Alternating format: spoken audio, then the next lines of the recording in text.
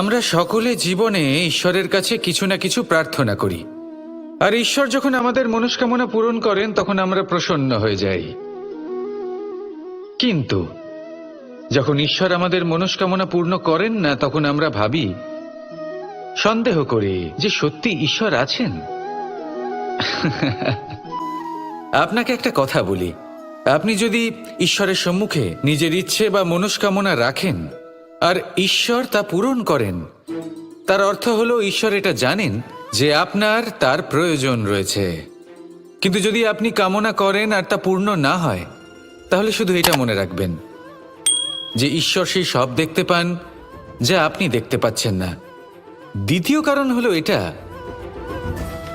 ঈশ্বর এটা খুব ভালো করে জানেন যে যে ইচ্ছে আপনি রাখছেন সেই ইচ্ছে আপনি নিজের জোরে পূর্ণ করতে পারেন। তাই যদি আপনার ইচ্ছে ঈশ্বর পূর্ণ করেন, তাকে ধন্যবাদ জানান, আর যদি উনি আপনার ইচ্ছে পূর্ণ না করেন, তাহলে আরও ধন্যবাদ জানান। কারণ হয় উনি আপনার মঙ্গল চাইছেন, বা উনি আপনাকে ততটাই যোগ্য বলে মনে করছেন যে আপনি নিজেই নিজের ইচ্ছে, নিজের স্বপ্ন পূরণ করতে পারবেন। নিজের কর্ম করতে থাকুন, জীবনের সামনে এগোতে থাকুন, আর আমার সাথে ভালোবেসে বলুন, রাধা রাধা। একটা গাই আর একটা বাছুরের মধ্যে কেমন সম্পর্ক থাকে? একটা গাই নিজের বাছুরকে ডাকে, আর সেই বাছুর হাজার হাজার গাইয়ের মধ্যে থেকেও নিজের মাকে চিনতে পেরে যায় আর নিজের মায়ের সাথে এসে জড়িয়ে পড়ে। আর কিছুটা ঠিক এরকমই সম্পর্ক হলো আপনার কর্ম এবং আপনার কর্মফলের মধ্যে। আপনি যেমন কর্ম করবেন, আপনার কর্ম আপনার কর্মফলকে ডাক দেবে, আর আপনার কর্মফল কোথাও না কোথাও থেকে আপনাকে খুঁজতে খুঁজতে এসে আপনার সাথে জড়িয়ে পড়বে। তাই উচিত এটাই হবে যে আপনি সৎকর্ম করুন, কারণ ঈশ্বর যদি আপনাকে আপনার ভুলের জন্য ক্ষমা করেও দেন, আপনার কর্ম কিন্তু করবে না। তাই যদি আপনি দুষ্কর্ম করতে চলেছেন, তাহলে আপনি প্রস্তুত থাকুন, আর যদি আপনি শুভ কর্ম করতে চলেছেন, তাহলেও আপনি প্রস্তুত থাকুন। আপনার কর্ম যেমন হবে তেমন ফল আপনার কাছে নিজে থেকেই চলে আসবে। আজ না হোক কাল, কাল না হোক অন্য কোনো সময়, অবশ্যই আসবে। আসুন আমার সাথে ভালোবেসে বলুন, রাধা রাধা। আম এবং নিম, এই দুই যে যার স্থানে অত্যন্ত বিশেষ, অত্যন্ত শ্রেষ্ঠ। আম আমাদের শক্তি বাড়ায়, আর অন্যদিকে নিম রোগের সাথে লড়াই করার আমাদের ক্ষমতা বাড়ায়।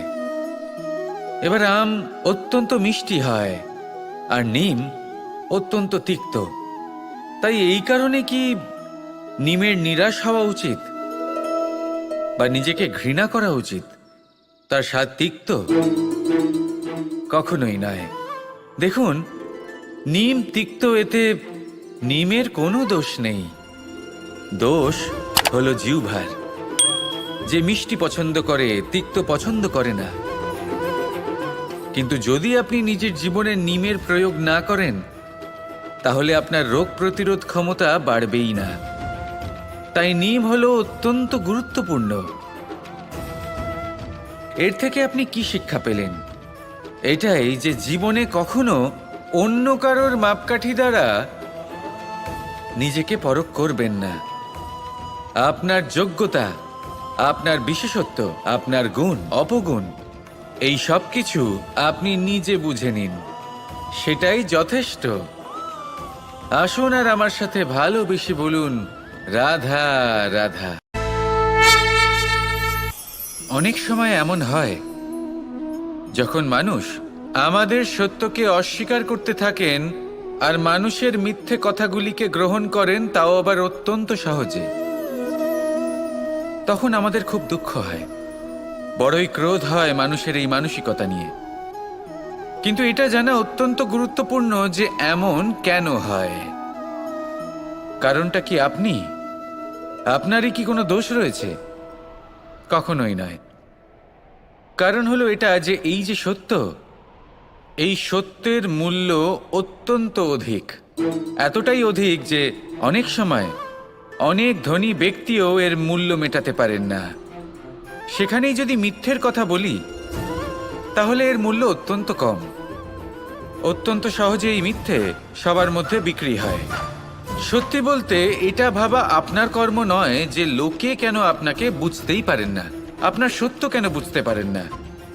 আপনার কর্ম হলো আপনার সত্যের সাথে দাঁড়িয়ে থাকা, সেই সত্যের সাথে চলতে থাকা। কারণ সত্য তার কাছেই আসবে যে সত্যকে খুঁজে নিতে চায়। নয়তো বেশিরভাগ মানুষ মিথ্যেকে নিয়েই প্রসন্ন রয়েছেন। আপনি সত্যের সাথে কর্মের পথে অগ্রসর হতে থাকুন। সত্য বেশি দিন লুকোনো থাকে না। সংসারের সম্মুখে এটা অবশ্যই একদিন আসবে, কিন্তু তখনও সেটা মানুষের ওপর সে বিশ্বাস করবে কি করবে না।